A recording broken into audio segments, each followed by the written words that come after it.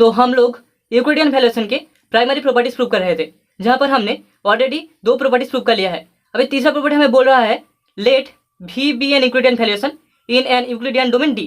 हमारे पास V एक यूक्लिडियन वैल्यूएशन है एक यूक्लिडियन डोमेन D में। तो अभी हमें 2 चीजें दिखानी है। पहली है if A, B belongs in D, B associates in D, then so that V of A equals to V of B। अगर A और B दो D के एलिमेंट्स है और एक दूसरे के एसोसिएट्स है तो हमें दिखाना है कि V of A equals to V of B। और दूसरे में हमें दिखाना है if A divide B and V of A equals to V of B, then A, B are associates in D।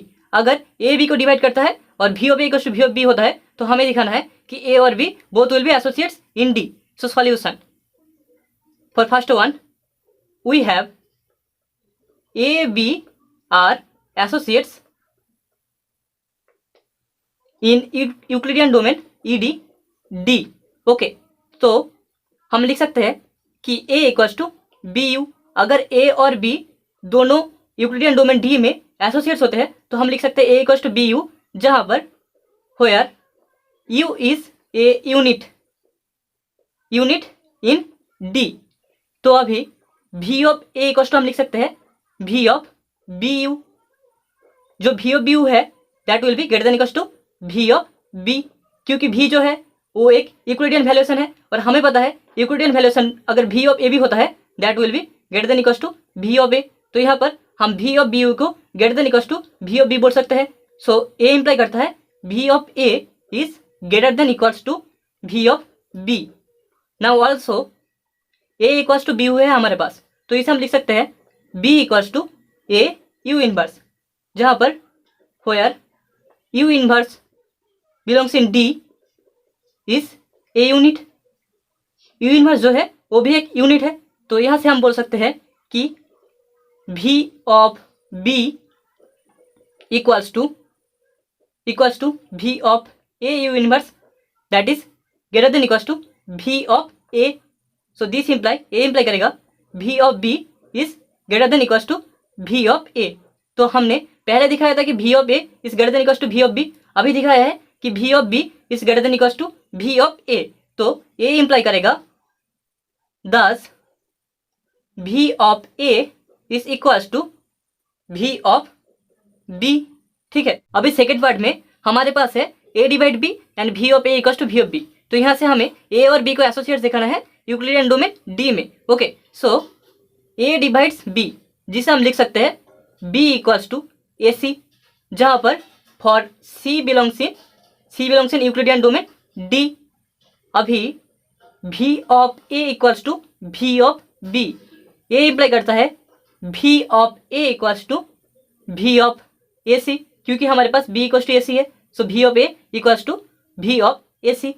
This imply, यहाँ से इम्प्लाई होगा कि C is a unit in D, क्योंकि अगर C अगर यूनिट नहीं होगा, if C is non unit, then V of A is always less than V of AC।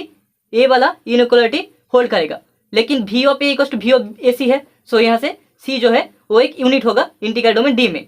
तो देयरफॉर हम बोल सकते हैं A and B are associates in Euclidean domain D।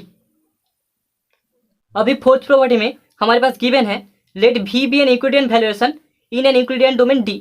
V एक यूक्लिडियन वैल्यूएशन है एक यूक्लिडियन डोमेन D में। Then we have to show that for A, B belongs in D, V of A is less than V of AB if B is non unit in D। तो हमें दिखाना है कि V of A less than V of AB होगा अगर B एक non unit है integral domain D में। सो सॉल्यूशन, सबसे पहले मान लेते हैं let A B belongs in D with B unit in D।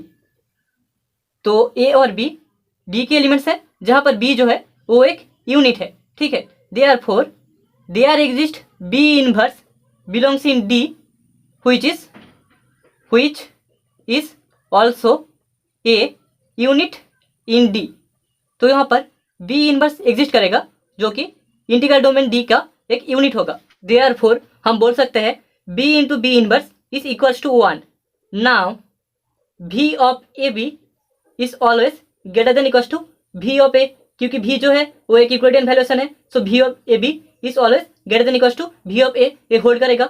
Also हम ए को लिख सकते हैं A equals to A into 1 that is B into B inverse equals to A B into B inverse, क्योंकि ई जो है वो एक यूक्लिडियन डोमेन है, सॉरी डी जो है वो एक यूक्लिडियन डोमेन है, मतलब कि यूक्लिडियन डोमेन पर जो कम्यूटेटिव प्रॉपर्टी है वो हमेशा होल्ड करेगा। सो हम ए इंटू बी इनवर्स को A B into B inverse लिख सकते हैं। This imply V of A equals to V of A B into B inverse that is equals to, हम बोल सकते हैं that is greater than equals to V of A B. ठीक है, so this imply, ये imply करेगा कि V of A B is less than equals to V of A.